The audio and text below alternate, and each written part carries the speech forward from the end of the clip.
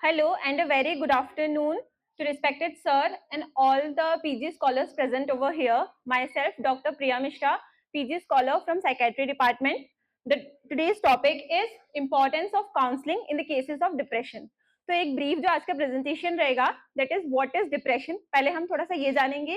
Next एक case presentation है and उस केस में ये है कि जो वो फीमेल है उसने डिप्रेशन से सफर करके एक प्रोग्रेस की स्टेज में जाके सुसाइड कर लिया है. तो what is the importance of counselling in that case? Okay, so let's start. सबसे पहले हम ये देखते हैं कि जो डिप्रेशन है वो एक मूड डिसऑर्डर है. तो हमें सबसे पहले ये पता होना चाहिए कि मूड क्या होता है. In psychiatry what is the difference between mood and affect? किसी को ये चीज पता है? Any department? What is the difference between mood and affect?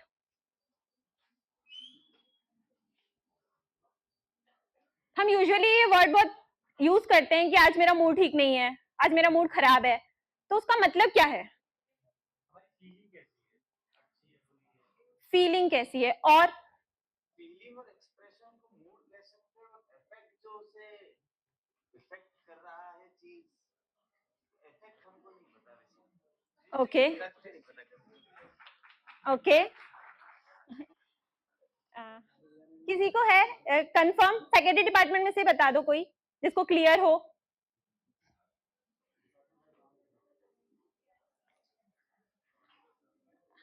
Okay तो अगर हम बात करते हैं अफेक्ट की तो हम मोस्टली जिस वर्ड के लिए मूड बोल देते हैं कि आज मेरा मूड ठीक नहीं है, तो जो एक तुरंत का रिएक्शन होता है कि कोई टीचर ने डांट दिया और उस पर मूड खराब है आपका, ठीक है, तो एक्चुअली दैट इज अफेक्ट. और मूड क्या होता है कि that is sustained emotional state है वो जो 3-4 दिन से, सपोज किसी की फैमिली में किसी की डेथ हो गई है तो वहां पे जो होगा वो अफेक्ट आएगा क्या? नहीं, वहां पे वो मूड आएगा कि मेरा 10 दिन से मूड खराब है. तो जो लॉन्ग टर्म में चल रहा है, सस्टेन्ड है, दैट इज मूड.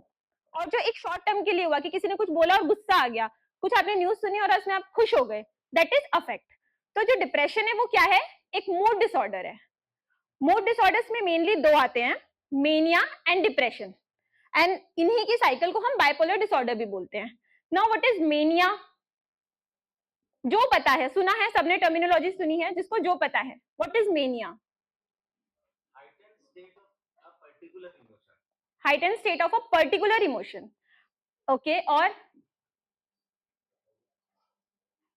इस साइड से जो वर्ड सुना हो मेनिया को लेके, जो पता हो. नॉर्मल से बाहर का. Okay. And what is depression?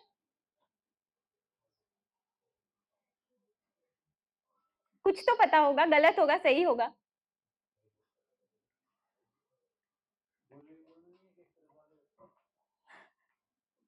अच्छा ठीक है, सपोज एक एक्सिस है जो एक नॉर्मल बैलेंस चल रहा है, ठीक है, वहां से अगर सारी एक्टिविटीज, मतलब जो सर ने बोला कि सारी एक कोई पर्टिकुलर इवेंट का एक्साइट हो जाना, तो मेनिया में सारे ही इवेंट एक्साइट हो जा रहे हैं, नॉट अ पर्टिकुलर, उसकी सारी ही चीज में एनर्जी बढ़ी हुई है. हम कोई एक्सेस की बात कर रहे हैं तो मेनिया का पेशेंट कैसा मिलेगा कि उसकी सारी एक्टिविटीज बढ़ी हुई है, बहुत ज्यादा एनर्जी है. एंड वहीं पे अगर डिप्रेशन की बात करोगे, आप एक एक्सेस में हो तो उसमें सारी चीजें कम मिलेंगी, ठीक है, नींद कम आ रही है, भूख नहीं लग रही है, मन नहीं लग रहा है, कहीं भी धीरे बात कर रहा है, बात ही नहीं करना चाह रहा. वहीं पे मेनिया में क्या मिलेगा कि सारी चीजें बहुत ज्यादा है, बहुत ज्यादा टॉकेटिव हो रहा है, बहुत ज्यादा एनर्जी है, काम पूरी, मतलब आप एग्जाम्पल कॉफिया का अगर पेशेंट है, वो पूरे दिन काम भी करता रहेगा फिर भी नहीं थकेगा, उसके दिमाग में कंटिन्यू थॉट्स चलते ही रहेंगे. That is a basic difference between mania and depression. Now हम कब बोल देंगे किसी भी पेशेंट को कि ये मेनिया से सफर कर रहा है और कब बोलेंगे कि ये डिप्रेशन से सफर कर रहा है? कोई एक दिन बहुत ज्यादा काम कर रहा है तो क्या हम उसको बोल देंगे ये मेनिया से सफर कर रहा है?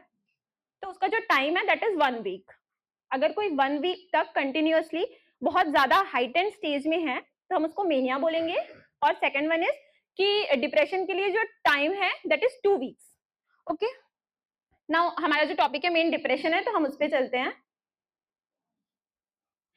डीएसएम क्राइटेरिया है, जैसे हम आईसीडी पढ़ते हैं, that is international classification of disease, उसमें आप सारी डिसीजेस पढ़ते हो, जिसमें पर्टिकुलरली एफ चैप्टर में और जी चैप्टर में साइकेट्रिक डिसऑर्डर्स पढ़ते हैं आप. सेम ऐसी ही जो ऑथेंटिक बुक है साइकेट्रिस्ट के लिए, दैट इज डीएसएम. तो DSM-5 के अकॉर्डिंग उन्होंने क्राइटेरिया बनाए हैं कि अगर इनमें से 5 या 6 सिम्टम्स कोई भी पर्सन में है 2 वीक्स से ज्यादा, तो हम उसको डिप्रेशन बोलेंगे। प्लस जो प्रोमिनेंट सिम्टम होना चाहिए, that should be anhedonia. Anhedonia, loss of interest in everything, कहीं भी मन नहीं लगना, that should be the particular symptom. Okay, तो कौन कौन सा सिम्टम्स है? फर्स्ट वन इज कि डिप्रेस्ड मूड है पूरे दिन पूरे टाइम। सेकेंड वन इज कि किसी भी चीज में इंटरेस्ट ही नहीं आ रहा है, जो प्रीवियस वो एंजॉय करता था, जो उसकी हॉबीज थी, वो भी अब करने की इच्छा नहीं हो रही है। ठीक है, नेक्स्ट है कि या तो वेट लॉस हो रहा है या तो वेट गेन हो रहा है, या इंसोम्निया हो रहा है या हाइपरसोम्निया हो रहा है, साइकोमोटर एजिटेशन मिल रहा है या साइकोमोटर रिटार्डेशन मिल रहा है। ठीक है, और फीलिंग ऑफ वर्थलेसनेस। हम नेक्स्ट इसमें चलेंगे तो जो डिप्रेशन का ट्रायड है, that is main is helplessness, worthlessness and hopelessness, कि उसको लग रहा है कि मैं खुद की भी हेल्प नहीं कर पा रहा हूँ, मेरी कोई वर्थ ही नहीं है, और जो मुझे बीमारी हुई है अब मैं उससे ठीक ही नहीं हो सकता, मैं उससे बाहर ही नहीं जा सकता। इन सब चीजों के कारण वो डिप्रेशन में जाता है। अब यहाँ पे शायद नहीं ध्यान दिया किसी ने, मैंने बोला साइकोमोटर एजिटेशन, और अभी हमने ध्यान मतलब एक चीज पढ़ी थी कि एक एक्सिस है, उससे सारी चीजें लो होनी चाहिए। तो साइकोमोटर एजिटेशन हमें कहाँ देखने के लिए मिलेगा, कौन से केसेस में देखने को मिलेगा? डिप्रेशन में अगर यूथ कोई सफर कर रहा है डिप्रेशन से, तो सारी एक्टिविटीज लो मिलती है। ठीक है, पर वहीं पे अगर जीरियाट्रिक एज ग्रुप में जाएंगे आप, और वहां पे कोई पर्सन अगर सफर करता है डिप्रेशन से, तो आपको साइकोमोटर एजिटेशन देखने के लिए मिलता है। तो वहां पे हमें ये डिफरेंशियल डायग्नोसिस करना बहुत जरूरी है कि वो डिप्रेशन से सफर कर रहा है या पैरालिसिस एजिटेंस से सफर कर रहा है। ठीक है, next is the stages of depression. What are the stages?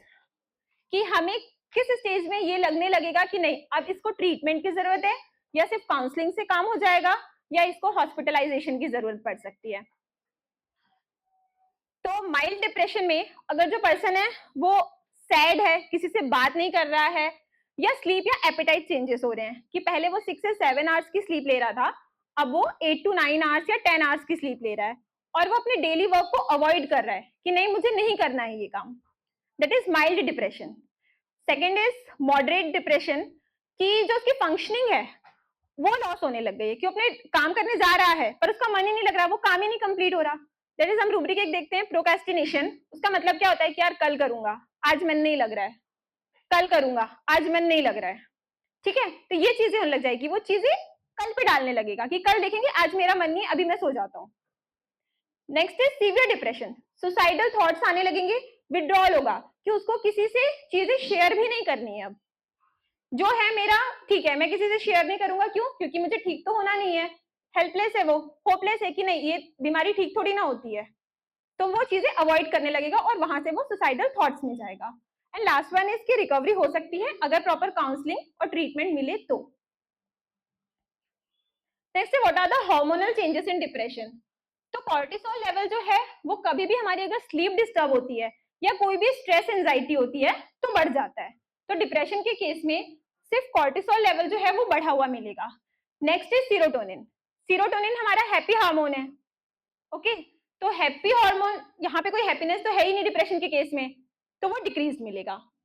Third one is dopamine, जो कि मोटिवेशन बढ़ाता है अगर वो बॉडी में नॉर्मल लेवल पे है। यहाँ पे क्या हो रहा है कि मोटिवेशन रिड्यूस हो रहा है। नेक्स्ट इज नॉरएपिनेफ्रिन, जहां पे कंसंट्रेशन ही नहीं है यहाँ पे पेशेंट में बिल्कुल भी, एनर्जी कम है, फटीग है, तो ये भी डिक्रीज मिलेगा। थायराइड, आपने देखा होगा जो भी हाइपोथायराइड से सफर करते हैं उनमें एक स्लगिशनेस आ जाती है, वो सारे काम धीरे करेंगे, नींद बहुत ज्यादा आएगी। तो ऐसा नहीं होगा कि सारे हाइपोथायरॉयडिज्म वाले पेशेंट्स को डिप्रेशन हो जाएगा, इट्स कि they are prone for that, कि वहीं पे एक नॉर्मल हेल्दी इंसान है और दूसरा है जिसको हाइपोथायरॉयडिज्म है, तो उसमें से इजीली सफर कौन कर सकता है? जिसको हाइपोथायरॉयडिज्म है, दैट आर मोस्टली फीमेल्स में देखने के लिए मिलता है। नेक्स्ट, एस्ट्रोजन और प्रोजेस्टेरोन फ्लक्चुएट्स होते हैं डिप्रेशन में भी, कुछ पर्टिकुलर नहीं है कि नहीं डिप्रेशन में ये कमी हो जाएगा विथ मेंस्ट्रुअल साइकिल, क्योंकि most of the time her case में कोई भी अगर साइकेट्रिक ट्रीटमेंट ले रहा है तो वहां पे उसके मेंसेस क्या होते हैं? डिस्टर्ब हो जाते हैं या एब्सेंट हो जाते हैं। अगर आपने कोई केस देखा हो जिसमें अगर लॉन्ग टर्म अगर डिप्रेसिव मेडिसिन एंटी डिप्रेशन चले हैं तो वहां पे मेंसेस एब्सेंट मिलेंगे। Last one is testosterone. ये डिक्रीज हो जाता है क्योंकि ना सेक्सुअल डिजायर रह जाती है, एनर्जी कम होती है, एंड लास्ट इसकी मूड डिक्लाइन, कि कुछ अच्छा ही नहीं लग रहा है। तो ये साइकिल चलती है कि टेस्टोस्टेरोन कम होता जाएगा और मूड सैडनेस में की तरफ चलता जाएगा। Now what are the personalities prone for depression? First seminar जो हुआ था वो पर्सनैलिटी का था, उसमें देखी थी हमने 10 टाइप्स ऑफ पर्सनैलिटीज देखी थी। उसमें जो फर्स्ट है that is border line personality disorder. तो बॉर्डर लाइन पर्सनैलिटी डिसऑर्डर में ऐसा क्या होता है कि वो डिप्रेशन के लिए प्रोन हो जाते हैं। बॉर्डर लाइन पर्सनैलिटी डिसऑर्डर्स क्या होते हैं कि वो किसी भी चीज को एक पॉजिटिव वे में नहीं ले सकते, वो हर चीज से बहुत इजीली अफेक्ट हो जाते हैं। कुछ अच्छा आ रहा है उससे भी वो बहुत इजीली अफेक्ट हो जाएंगे, और उनके साथ कुछ बुरा हुआ उससे भी वो बहुत ज्यादा इजीली अफेक्ट हो जाते हैं। तो चाहे वो मेनिया में जाने की कंडीशन हो, चाहे वो डिप्रेशन में जाने की कंडीशन हो, दोनों ही इजीली अफेक्ट हो जाते हैं वो। इसलिए इनके जो रिलेशनशिप होते हैं वो भी स्टेटिक नहीं रहते, बैलेंस्ड नहीं रहते, क्योंकि इनकी हर छोटी बात का बुरा लग जाता है। ठीक है, तो ये बहुत ज्यादा प्रोन होते हैं for depression. Next is avoidant personality disorder. Avoidant नाम से ही समझ में आ रहा है कि ये चीजों को अवॉइड करना चाहते हैं, कि कहीं भी एक ग्रुप होगा तो ये क्या करेंगे कि नहीं मैं उस ग्रुप में जाके बात नहीं करूंगा, मैं साइड से निकल जाता हूँ। दैट इज अवॉइड करना चीजों को। ठीक है, अब यहाँ पे अवॉइडेंट होगा तो क्या होगा कि कहीं परफॉर्म करने की बात आई या कहीं भी स्टेज पे जाने की बात आई तो ये क्या ये कर पाएंगे? इनके साथ कभी कुछ गलत हुआ तो या ये किसी से भी शेयर कर पाएंगे? नहीं कर पाएंगे। चीजें जब शेयर ही नहीं होंगी तो अंदर सप्रेस होना स्टार्ट हो जाएगा। Suppression that leads to depression in avoidant personality disorder. Third one is dependent personality disorder. इसमें नाम से समझ में आ रहा है कि कोई एक पर्सन है जो किसी और पे डिपेंड है। अब वो बच्चे फादर पे भी डिपेंड हो सकते हैं, या फॉर एग्जाम्पल एक लाइफ पार्टनर का आप ले लो, वाइफ है वर्किंग नहीं है और हस्बैंड की डेथ हो गई है। अब यहाँ पे जो हस्बैंड था वही पूरा घर संभाल रहा था, उसका इमोशनल सपोर्ट भी वही था। तो क्या होगा, अब जब हस्बैंड नहीं है तो वो पूरी उस पर डिपेंड थी। अब सारी जिम्मेदारियां पूरी किसके ऊपर आ गई? वाइफ के ऊपर आ गई। और उसके पास और ना ही वो इतनी केपेबल है कि वो खुद अर्न करके या घर चला सके। That can lead to depression. इसलिए हमेशा किसी पे फुल्ली डिपेंड होना that is also not suggestable. And last one is the narcissistic personality disorder. Narcissistic personality disorders वाले जो होते हैं वो कभी भी डिप्रेशन में नहीं जाते, वो डिप्रेसिव डिसऑर्डर्स एपिसोड्स में जाते हैं कि 2-3 हफ्ते के लिए सफर किया एंड देन दे आर कि हाँ ठीक है। क्यों? नार्सिसिस्टिक में है ग्रेंडियोसिटी। उनको डिप्रेशन क्यों आता है या उनको डिप्रेसिव फीलिंग क्यों आती है कि उनको हर जगह एप्रिसिएशन चाहिए, क्योंकि उन्होंने अपने आप को लाइक इमेजिन सल्फर वाला पेशेंट, कि उन्होंने अपने आप को समझ लिया कि मैं यहाँ का राजा हूँ और उसने जाके वहां पे सारा काम किया, ठीक है, पर उसको वहां पे एप्रिसिएशन ही नहीं मिला। That leads to depression in narcissistic personality. उनको हर जगह एप्रिसिएशन चाहिए। Next is prevalence rate in India. तो अगर हम ग्लोबली देखते हैं तो 5.67% जो है वो लोग डिप्रेशन से सफर कर रहे हैं, और इंडिया इस पे 2025 में फर्स्ट नंबर पे आ गया है। ठीक है, 10th ऑफ अक्टूबर जो मेंटल हेल्थ डे होता है उसमें 2023 में इंडिया में सुसाइडल रेट्स और डिप्रेशन दोनों ही थर्ड नंबर पे थे, और 2025 के डेटा के अकॉर्डिंग सुसाइडल रेट्स और डिप्रेशन दोनों ही इंडिया में फर्स्ट नंबर पे आ गए हैं। Now what are the major causes? इसका फर्स्ट है कि अर्बनाइजेशन एंड लाइफस्टाइल चेंजेस। तो इससे क्या समझते हो आप लोग कि अर्बनाइजेशन से डिप्रेशन कैसे हो रहा है?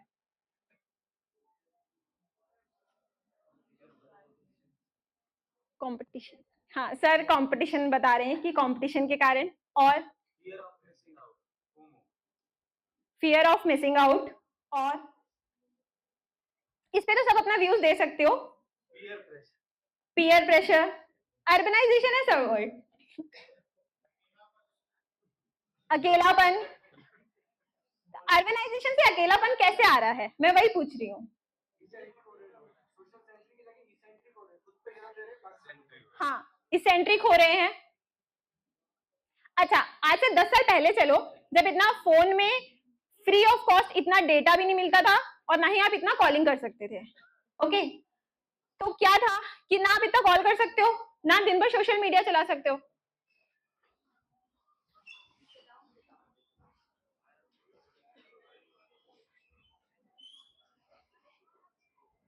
Good afternoon.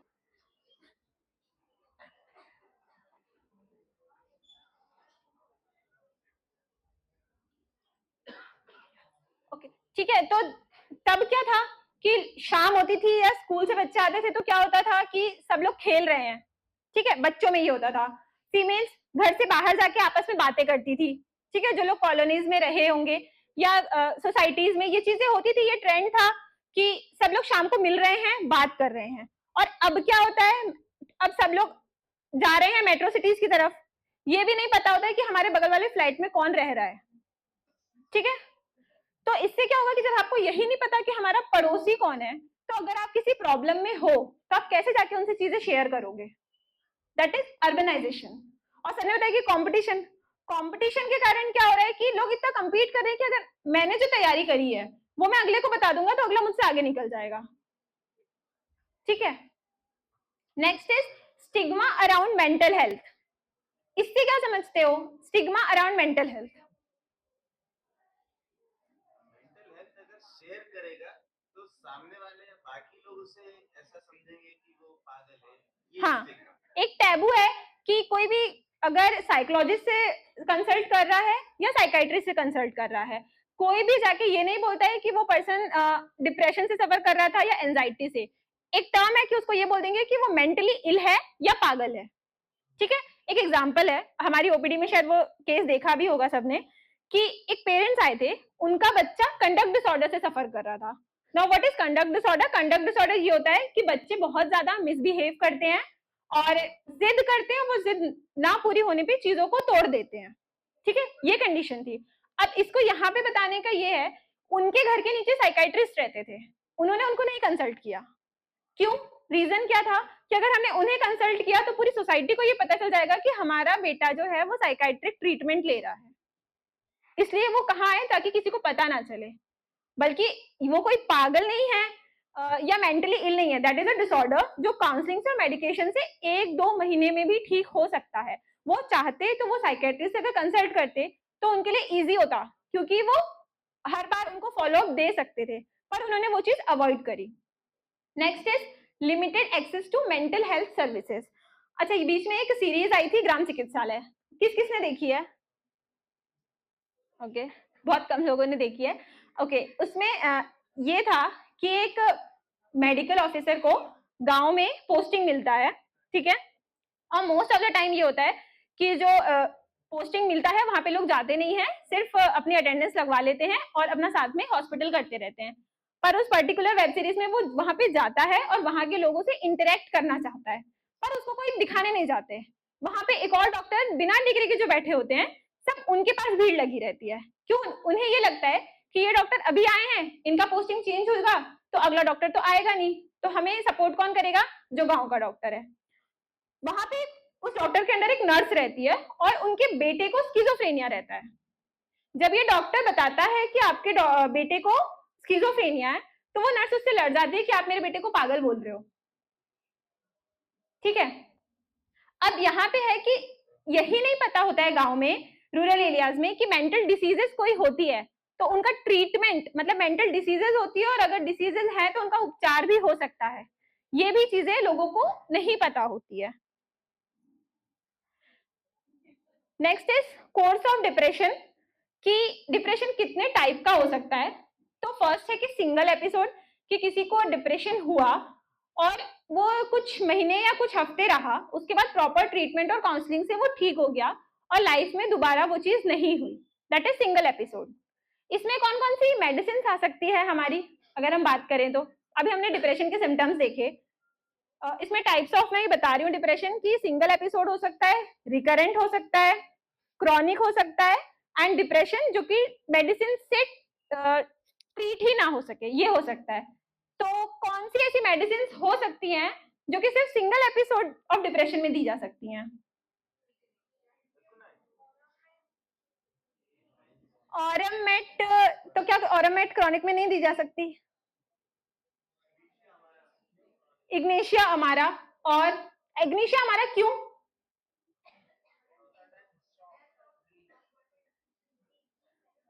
हाँ, क्योंकि दैट इज सडन, एक्यूट अगर एलिमेंट आया है तो वहां पे हम इग्निशिया दे सकते हैं। नेक्स्ट इज रिकरेंट डिप्रेशन, कि multiple episodes over time, each episode में vary in severity and duration, ठीक है, कि एक बार हुआ फिर ठीक हो गया था, पर फिर से कोई कॉज आया, फिर से डिप्रेशन हुआ, फिर ठीक हो गया, ये चीजें चल रही हैं। यहाँ पे क्या कौन सी मेडिसिन आ सकती हैं, या हम किस स्पेक्ट्रम की तरफ सोच सकते हैं? Antim crude, reason? रीजन? रिकरेंसी ऐसा है कि जब भी चांद आएगा वैसे डिप्रेशन होगा। हाँ, तो उसका चांद आने का डिप्रेशन क्या होता है? उसे किसी की याद आती है ना, मतलब ये मोस्टली ऐसा होता है कि आपका जब कोई अपना आपसे बिछड़ गया है, आप चांद देख रहे हो तो आपको उसकी याद आ रही है, तो वो रिकरेंसी हो सकती है। Natrum mur, belladonna, reason? एपिसोड्स होते हैं, ओके। तो हम यहाँ पे एक चीज देख सकते हैं कि साइकेट्री में सिर्फ मोस्टली ऐसा होता है कि 4 मेडिसिन से ही काम हो जाता है, तो आउट ऑफ बॉक्स भी सोचा जा सकता है। बेलाडोना, हायोसाइमस, वेरेट्रम, हाँ, सोलेनेसी फैमिली, स्ट्रेमोनियम, इसके बाहर भी सोचा जा सकता है।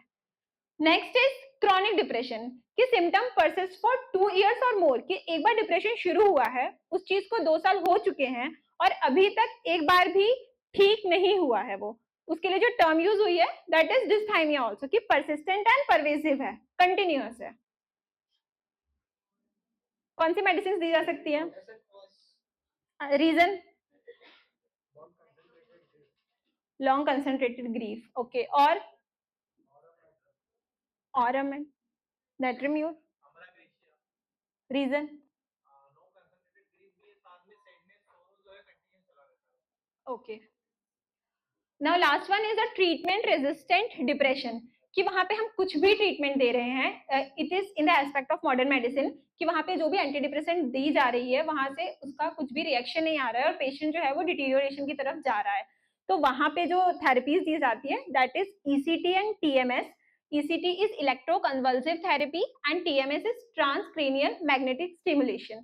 इन दोनों ही कंडीशन में क्या होता है कि इलेक्ट्रिक शॉक दिया जाता है, और जिसका प्रोटोकॉल होता है वो प्रॉपर एक जो सर्जरी होती है उसकी तरह ही होता है कि कंसेंट फॉर्म साइन कराए जाते हैं एंड ईसीटी देने के बाद नील बाय माउथ रखा जाता है 24 आवर्स के लिए, ठीक है। और ईसीटी एक मंथ में मैक्सिमम 2 से ज्यादा बार नहीं दी जाती है, और बच्चों में मतलब ऐसा है कि अगर बहुत ही वर्स्ट कंडीशन है बच्चे की तो ही ईसीटी सजेस्टेबल है, नहीं तो अवॉइड की जाती है।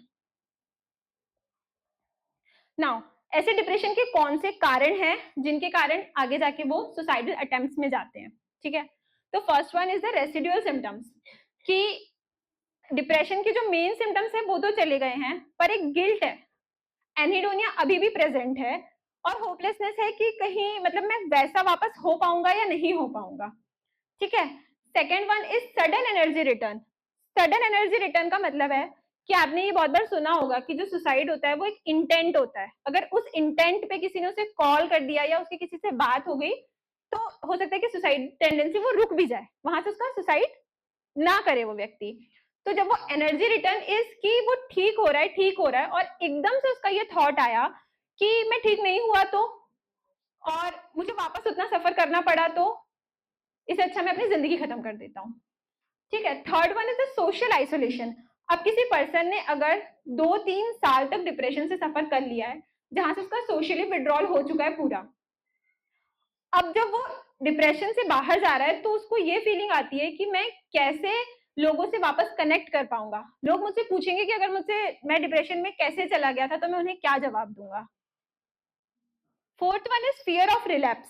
फियर ऑफ रिलैप्स की डिप्रेशन से ठीक हो गया है, फिर से मुझे कहीं डिप्रेशन ना हो जाए, इस कंडीशन में भी सुसाइडल टेंडेंसीज आती हैं। And last one is unresolved trauma और स्ट्रेसर्स। इसका एग्जांपल है कि कोई बच्चा है, वो डिप्रेशन में इसलिए गया क्योंकि उसके मदर फादर सेपरेट हो गए थे, डिवोर्स हो गया था।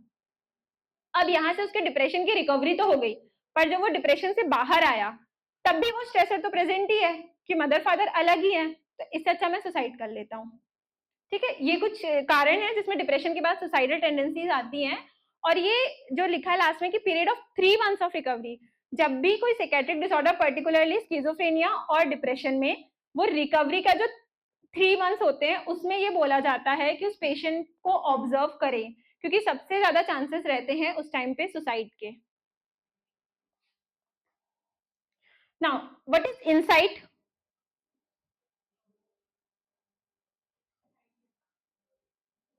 हाँ, इनसाइट क्या होता है?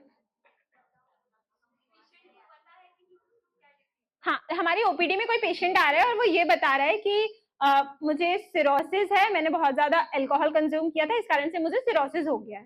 दैट इज इनसाइड, उसको पता है कि मैंने अल्कोहल पिया, इस कारण से मुझे सिरोसिस हो गया। पर most of the time psychiatric disorder जो होते हैं, लाइक डिप्रेशन हो गया, स्किजोफ्रेनिया हो गया, बाइपोलर हो गया, जिन लोगों ने प्रयास में ड्यूटीज करी है उनको पता भी होगा कि वहां पे पेशेंट आएगा और वो आपको ये बोलेगा कि मुझे नहीं पता, मेरे घर वाले तो मुझे छोड़ के चले गए यहाँ पे, मैं कुछ भी नहीं करता फिर भी मुझे यहाँ पे छोड़ के चले गए हैं, मुझे सिर्फ बुखार आया था। ये होता है कि most of the psychiatric disorders में इंसाइट प्रेजेंट नहीं होती है। तो इसके 6 स्केल्स हैं। फर्स्ट वन इसकी कंप्लीट डिनायल, कि नहीं मुझे कुछ नहीं है। सेकेंड वन इसकी थोड़ी सी अवेयरनेस है कि हाँ शायद मुझे बुखार आया था पर मुझे कोई ट्रीटमेंट की जरूरत नहीं है। थर्ड वन इज कि मुझे बुखार आया था पर किसी फिजिकल फैक्टर्स के कारण, कि बाहर बहुत ठंड थी इस कारण से मुझे बुखार आ गया था। फोर्थ वन इज की अवेयरनेस ऑफ बीइंग सिक, पर उसे ये नहीं पता कि हाँ मुझे कोई प्रॉब्लम चल रही है, मेंटल प्रॉब्लम है पर मुझे कॉज नहीं पता। फिफ्थ वन इज की इंटेलेक्चुअल इंसाइट है, यहाँ पे है कि उसे ये पता है कि मुझे डिप्रेशन है, उसे ये भी पता है कि डिप्रेशन का ट्रीटमेंट क्या है, पर वो उस ट्रीटमेंट को अपने ऊपर अप्लाई नहीं कर पाता। And last one is the true emotional insight, जहां पे उसे चीजें पता है कि अगर मुझे डिप्रेशन है और उसका ये ट्रीटमेंट है तो मुझे कैसे उन चीजों को अपने ऊपर लागू करके डिप्रेशन से बाहर आना है। This are the 6 stages. किसी को डिप्रेशन टॉपिक में कोई डाउट, हम केस की तरफ बढ़े? ओके तो केस है, एक 29 year female come with the complaint of otalgia from 2 days, and aggravation उसको नाइट में हो रहा था। इसके अलावा उसने कुछ नहीं बताया, बस ये था कि उसको लगा कि हाँ शायद मैं बेड से गिर गई थी इस कारण से मुझे कान दुख रहा है। Medicine given was arnica 30 BD for 1 day। ठीक है, हिस्ट्री ऑफ फॉल के ऊपर। नेक्स्ट डे उसके फादर ने कंसल्ट किया कि हम जो मेरी बेटी है वो डिप्रेशन से सफर कर रही है 10 साल से।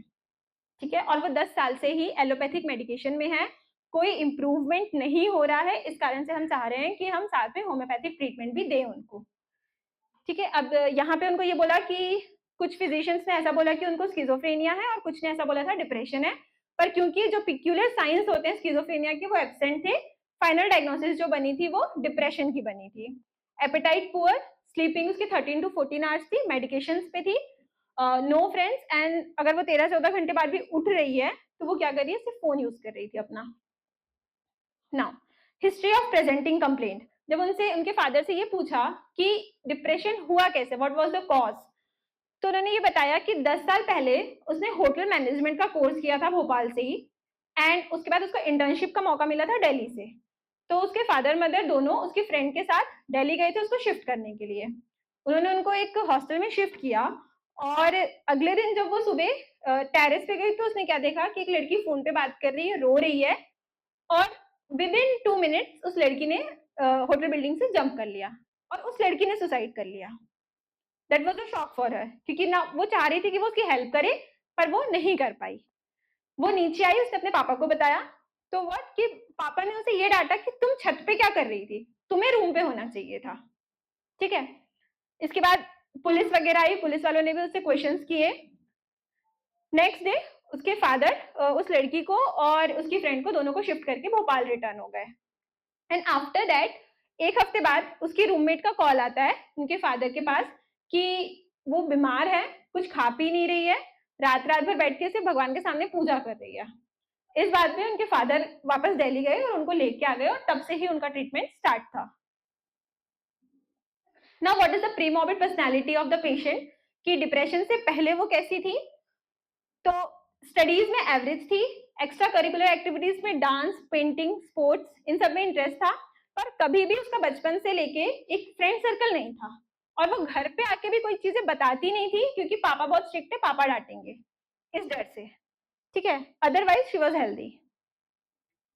अब यहाँ पे जब जो भी साइकेट्रिक केस होते हैं तो हम उस पर सिर्फ पेशेंट पे रिलाई नहीं कर सकते, क्योंकि पेशेंट की इनसाइट नहीं रहती है, तो हमें हमेशा जितने भी इंफॉर्मेंट पॉसिबल है उनके घर के जो जो व्यक्ति है उन सबसे एक बार केस टेकिंग करनी चाहिए। तो जब उनके ब्रदर से बात करी तो था कि पापा बहुत ज्यादा डोमिनेटिंग है, पापा हर बात पे डांटते रहते हैं। दिल्ली वाला जो केस था वो एक सिर्फ ट्रिगर फैक्टर था दीदी के लिए, मतलब वहां पे जो भी चीज हुई थी तो पापा को दीदी का सपोर्ट करना चाहिए था, पापा ने वहां पे भी उनको डांट दिया। पापा ये भी नहीं देखते हैं कि मतलब रूम में कोई गेस्ट आए हुए हैं घर में तो उनके सामने कम से कम ना डांटे, वो हर बात पे डांट देते बिना ये सोचे समझे कि बच्चों पे क्या असर होगा। और दीदी क्या करती है कि अब दीदी डर जाती है, जवाब नहीं देती, चुप हो जाती है। ठीक है। नेक्स्ट पेशेंट इंटरेक्शन, जब 2 दिन बाद वापस जब पेशेंट से बात हुई तो पेशेंट वॉज कि मेरा कान दर्द ठीक है पर अब मुझे सर में दर्द हो रहा है। जब हमने फर्स्ट टाइम ओटेल्जिया के लिए मेडिसिन दी थी तब हमें ये नहीं पता था कि वो डिप्रेशन से सफर कर रही है। पर जब नेक्स्ट टाइम जब हमें ये पता है कि वो बोल रही है कि सर दर्द हो रहा है, that is not a symptom, that is a symptom of depression. क्योंकि डिप्रेशन में ये चीज होती है कि पर्सन बार बार ये बोलेगा कि अब मेरा सर दुख रहा है, चेंजेबिलिटी ऑफ सिम्टम मिलता है। एंड सेकंड वेक पेन, क्योंकि बहुत ज्यादा टाइम तक वो सिर्फ बेड पे है, 15-16 आवर्स सो रही है, तो पेन आ जाता है बॉडी में। ठीक है। नेक्स्ट, उसके अलावा उसने कुछ भी अपने डिप्रेसिव डिसऑर्डर के बारे में बात नहीं की, तो यहाँ से हमें क्या मिलता है कि उसकी इनसाइट जो है दैट वाज एब्सेंट, कि उसे पता ही नहीं था कि वो डिप्रेशन से सफर कर रही है। स्टेयरिंग लुक था, मेमोरी रिमोट प्रेजेंट थी, कि उसे ये पता था कि 10 साल पहले मैंने होटल मैनेजमेंट की डिग्री करी है और मैं दिल्ली भी गई थी, पर मेरी तबीयत खराब हो गई इसलिए मेरा कंप्लीट नहीं हुआ, बस इतना याद था उसको। ठीक है। Appetite poor, sleep on medication, weight gain, menses जो है वो एब्सेंट है फ्रॉम द लास्ट 4 years, क्योंकि जब भी साइकेट्रिक ट्रीटमेंट चलता है तो मेंस्ट्रुअल साइकिल डिस्टर्ब हो जाती है। अब उसने क्या बोला, जब मैंने ये पूछा उससे कि तुम्हारी कोई कंटिन्यू मेडिसिन चल रही है, तो उसने बोला हाँ चल रही है। किस बात की चल रही है, तो मैंने हार्पिक पी लिया था कोविड के टाइम पे, तो मेरे गले में जलन रहती है, उस चीज की मेडिसिन चलती है मुझे। और उसने हार्पिक क्यों पिया था, क्यों, क्योंकि मुझे अच्छा नहीं लगता था, कोविड में घर से बाहर ही नहीं निकल सकते, मुझे 24 घंटे घर पे रहना पड़ता था, मैं जॉब नहीं कर पा रही थी, इसलिए मैंने हार्पिक पी लिया था। ठीक है। नेक्स्ट, फादर, कि जब वो बीच में थोड़ी ठीक हुई थी, मतलब एलोपैथिक मेडिकेशन में थी, वो अपने काम प्रॉपर कर रही थी, तो उस बीच में उसकी शादी कर दी। ठीक है। शादी कर दी, और अब क्योंकि जो शादी के रिचुअल्स होते हैं उसमें उसकी स्लीप ही नहीं हो पाई, रात भर जगी, और नेक्स्ट 2-3 दिन तक जब उसने मेडिकेशन नहीं लिए तब क्या उसको डिप्रेशन के सिम्टम्स और ज्यादा वर्स्ट हो गए, तो उसके ससुराल वालों ने उसे वापस घर छोड़ा और इनकी फैमिली के ऊपर केस कर दिया, केस फाइल कर दिया कि हमसे छुपाकर ये शादी की गई थी, तो इनके ऊपर केस कर दिया। तो दिस वाज द केस। जो रूब्रिक्स लिए थे that was mind elements from domination long time for a, क्योंकि फादर का डोमिनेशन था अकॉर्डिंग टू इन्फॉर्मेंट जो ब्रदर ने बताया था। Mind elements from mental shock, कि उसने जो सुसाइड देखा that was a shock for her. Third, mind elements from reprimands, कि पापा डांटते रहते हैं। And mind religious affections, too occupied with religion. इसके अलावा और क्या क्या रूब्रिक्स आ सकते हैं, और आपको क्या लग रहा है कि मेडिसिन यहाँ पे क्या देनी चाहिए थी?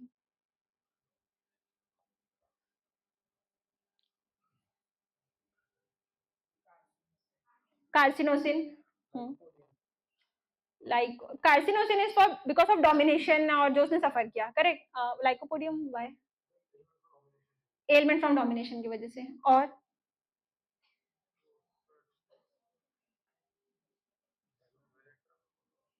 वेरेट्रम, वेरेट्रम वाला इतना सहता नहीं ना, स्टेफाई सेग्रिया। पर यहाँ पे पेशेंट ने नहीं बोला कि मेरा गुस्सा दबा हुआ है या मुझे बहुत गुस्सा आता है, तो how will you staph? Magnesium, why? पर मैग्नीशियम तो ये फील करता है ना कि यार मैं ऑर्फन हूँ, मतलब मेरे साथ गलत हो रहा है, मेरे को डिप्रेशन भी है, ओके। हाँ, और कोई इधर से कोई इन्वॉल्वमेंट नहीं करना है क्या? केस नहीं सुना? Podophyllum, why reason? डोमिनेशन था, ओके। ओके, तो the medicine I had given was ignatia amara, क्योंकि मेंटल शॉक था। ठीक है। और कार्सिनोसिन भी आ रही थी साथ में, पर कार्सिनोसिन इसलिए नहीं दी गई थी क्योंकि वहां पे जो डोमिनेशन था वो सिर्फ पर्सन अकेला नहीं फील कर रहा था, मतलब उसको उतना फील ही नहीं हो रहा था, वो उसके ब्रदर ने बताया कि उसके साथ ऐसा ऐसा हो रहा था, पर पेशेंट के वर्जन में कहीं भी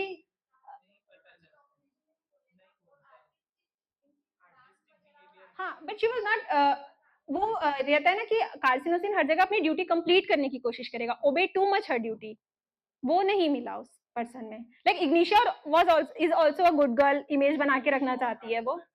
हाँ,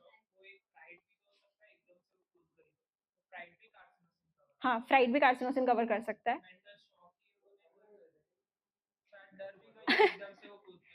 हाँ, फ्राइड भी आ सकता है, मेंटल शॉक भी आ सकता है। हाँ, नेक्स्ट वन।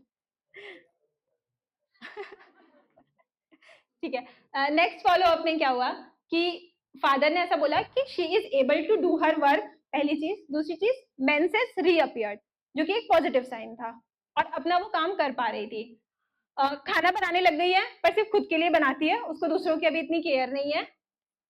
और पेशेंट, मैंने बहुत ज्यादा वेट गेन कर लिया है, शायद दवाइयों के कारण मुझे खुद को देखना भी अच्छा नहीं लगता। वेट गेन क्यों हुआ? क्योंकि अब एंटी डिप्रेसेंट्स पे रहते हैं, तो वेट गेन होता है, स्लीपिंग आवर्स बहुत ज्यादा है, मेंसेस इरेगुलर है। ठीक है, उसके लिए उसने ज्वाइन योगा भी ज्वाइन किया था, बहुत रेगुलर नहीं था, बट हाँ, वीक में एक दो बार चली जाती थी। After 15 days consulted to her doctor, मतलब उसका ट्रीटमेंट पीपल्स कॉलेज में भी चल रहा था, प्रॉपर काउंसलिंग भी चल रही थी, तो वहां पे भी डॉक्टर ने बोला था कि शी इज इम्प्रूविंग, इसलिए उसकी मेडिकेशन कम की थी। नेक्स्ट, आफ्टर 1 मंथ, पापा बहुत डांटते हैं मुझे, मैं कोशिश कर रही हूँ पर एकदम से तो सब नहीं हो जाएगा। ठीक है, नाउ इमेजिन कि वो 10 साल से डिप्रेशन में है, और 10 साल में कितनी टेक्नोलॉजीज चेंज हुई हैं। उसके पापा बैंक में जॉब करते थे, तो उन्होंने अपने सोर्स से बैंक में उसका जॉब भी लगवाया, पर 10 साल पहले जो उसको काम आता था और अब की जो टेक्नोलॉजी है, क्या वो वहां पे कॉप अप कर पाती इजिली? नहीं कर पाई। तो उसने वो चीजें छोड़ दी, क्योंकि उससे हो नहीं पा रहा था, उसने वो जॉब भी ड्रॉप करा। पापा ने इस पे भी बहुत बोला कि तुमसे कुछ नहीं हो पाएगा, पर मैं क्या करूं, मेरे दिमाग में वही सब चलता रहता है, जो जो चीजें उसके साथ हुई थी, कि मेरी शादी कर दी, मैं डिप्रेशन में गई, ये सारी चीजें चल रही थी दिमाग में। ठीक है, जिससे मेरी शादी करी, उसमें भी मेरी क्या गलती थी? वो लोग भी मुझे पागल बोलते हैं, मुझे पुलिस बुलाती है, क्वेश्चंस करती है, मुझे बिल्कुल अच्छा नहीं लगता है। मुझे केस लड़ना भी नहीं है, मुझे डाइवोर्स दे दे, पर एक केस बंद कर दे, क्योंकि उसमें उसकी कोई गलती नहीं थी। अब वो डिवोर्स देने के लिए भी रेडी नहीं है, और साथ में केस क्लोज करने के लिए रेडी नहीं थे। ठीक है, मेरे 10 साल खराब हो गए हैं, दुनिया इन 10 सालों में बहुत आगे निकल गई है, मैं कैसे आगे बढ़ूं मुझे समझ में नहीं आ रहा। Now the rubrics taken here were mind ailment from disappointment, mind delusion, appreciated she is not, कि मैं ट्राई कर रही हूँ फिर भी मतलब मुझसे नहीं हो पा रहा है, तो उसने अप्रिशिएट करने की जगह मुझे डांट रहे हैं। Mind delusion, rest she looks, कि मुझे खुद को देखना भी पसंद नहीं है।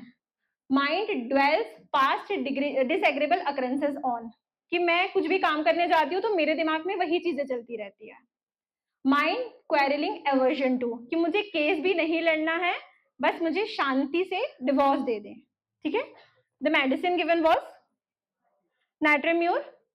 After 1 month, insight present, ready for counseling and treatment. In any psychiatric disorder, सबसे ज्यादा अगर किसी भी पर्सन में इंसाइट प्रेजेंट है, तो उसको आपको ट्रीट करना बहुत इजी हो जाता है, क्योंकि उसको ये पता है कि I am suffering from a disease.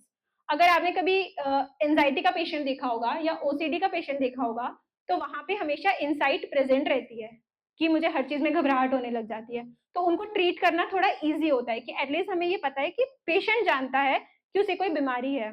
But diseases like bipolar disorder, schizophrenia हो गया, डिप्रेशन है, उनमें ये पता ही नहीं होता है कि हम लोग किसी चीज से सफर कर रहे हैं, तो आप उनको ट्रीट कैसे करोगे?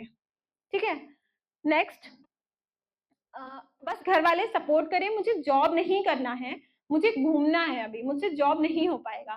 आफ्टर 1 मंथ, मेरी मेडिसिन बहुत कम हो गई है, पर मुझे कहीं घूमना है, मेरी फैमिली को बिल्कुल टाइम नहीं है, मुझे इस एनवायरमेंट से बाहर जाना है, मुझे यहाँ अच्छा नहीं लगता। यहाँ पे उसकी फैमिली को क्या करना चाहिए था? यहाँ पे पहला तो सपोर्ट करना चाहिए, अगर वो बोल रही थी बार बार कि मुझे जॉब नहीं करना है, तो उसे फोर्स नहीं करना चाहिए था। दूसरी चीज, change of environment. Substance abuse के भी जो प्रयास में भी पेशेंट आते हैं, वहां पे क्या बोला जाता है कि अब जब उनको 3 महीने रखा जाता है डी एडिक्शन सेंटर में, तब तो वो ड्रिंक और ये सारी चीजें छोड़ देते हैं, सब्सटेंस अब्यूज। पर उनको सबसे ज्यादा क्या समझाया जाता है कि आप वापस बाहर निकलोगे, आपको वही फ्रेंड्स वापस मिलेंगे, और आप वापस इन्वॉल्व हो जाओगे। तो इट्स बेटर कि अपना एनवायरमेंट चेंज करें। यहाँ पे वो क्या मांग रही थी कि मुझे थोड़े दिन इस एनवायरमेंट से बाहर ले जाओ, ठीक है। नेक्स्ट 2-3 मंथ्स कोई फॉलो अप नहीं आया। उसके बाद जब उनके पेरेंट्स ने कंसल्ट किया तो दे सेड कि she committed suicide, okay, and she is no more. तो यहाँ पे पार्ट आता है कि what are the importance of family counselling in depression cases. कि हमने अपना काम किया, मेडिसिन दी, ठीक है, हमारी मेडिसिन सही थी या गलत थी, अगर गलत होती तो वो थोड़ा भी इंप्रूव नहीं करती, पर वो इम्प्रूवमेंट की तरफ जा रही थी। हमने उसकी एलोपैथिक मेडिसिन भी बंद नहीं करवाई थी, वो धीरे धीरे टेपर डाउन होकर कम हो रही थी। एंड इट केस ऑफ लगभग ये 6-7 मंथ्स चली थी ये चीजें। उसके बाद क्या हुआ कि फैमिली ने सपोर्ट ही नहीं किया। तो एक दिन की यार मुझे यहाँ से बाहर नहीं, मैं खुद के लिए कुछ कर ही नहीं पा रही हूँ, मतलब मैं ट्राई कर रही हूँ पर मुझसे नहीं हो रहा है। And that helplessness be the reason of suicide हुआ यहाँ पे। तो फर्स्ट जो फैमिली को करना चाहिए सपोर्ट में, first one is a reassurance, कि बार बार इस चीज को कोई ये बोल भी देता है ना कि यार हो जाएगा तुमसे, हम तुम्हारे साथ हैं, that is very much important. Second is supportive family environment and for stability and resilience. इसका मतलब क्या होता है, कोप अप करने के लिए हमें एक सेफ एनवायरमेंट की जरूरत होती है, एक ऐसी जगह पे अपनी सारी चीजें बोल पाना जहां पे कोई आपको जज नहीं करेगा। हमने इसकी प्री मॉर्बिड पर्सनैलिटी में भी देखा था कि वो स्कूल से आके भी कोई चीजें शेयर नहीं करती थी घर में, क्योंकि वैसा एनवायरमेंट ही नहीं था, ठीक है। तो ऐसा एनवायरमेंट प्रोवाइड करना, strong family network with consistent emotional and physical support, guide करना कि इतना फ्रेंडली एनवायरमेंट होना चाहिए कि अगर किसी से कोई गलती भी हो गई है तो वो घर पे आके उस चीज को एक्सेप्ट कर सके कि मुझसे ये गलती हो गई है, अब मैं क्या करूं। तो वहां पे जब पेरेंट्स डांटने लग जाते हैं तो क्या होता है कि वो बच्चा अगली बार से उसकी कोई गलती होगी तो वो नहीं बताएगा। तो वहां पे अगर ये बोल दिया जाए कि ठीक है गलती हो गई है, एक्सेप्ट इट और अगली बार नहीं करना है, दैट इज अ गाइडेंस, वो अगर मिल जाए तो वो इंपॉर्टेंट रोल होता है कि फैमिली का। क्योंकि अगर फैमिली से ही सपोर्ट नहीं मिलेगा तो आगे जाके सोशली कहाँ मिलेगा भी सपोर्ट, कहीं नहीं। वहां से हार मानना शुरू हो जाते हैं और ये मोस्टली सबसे ज्यादा यूथ सफर कर रहे हैं आज के। मैंने अभी बताया था कि जो इंडिया है वो फर्स्ट नंबर पे है suicidal rates in youth due to depression, ठीक है। तो हमारे पास भी सारी ओपीडीज में बहुत केसेस आते हैं। अगर कहीं भी ऐसी नीड लगे कि इस पेशेंट को मेडिसिन के साथ में काउंसलिंग की भी जरूरत है तो डू रेफर। मेडिसिन चेंज हो जाती है, मेडिसिन अपना काम कर देती है, पर काउंसलिंग जो है वो एक बहुत इंपॉर्टेंट पार्ट होती है साइकेट्रिक पेशेंट्स में। Okay, this was today, thank you.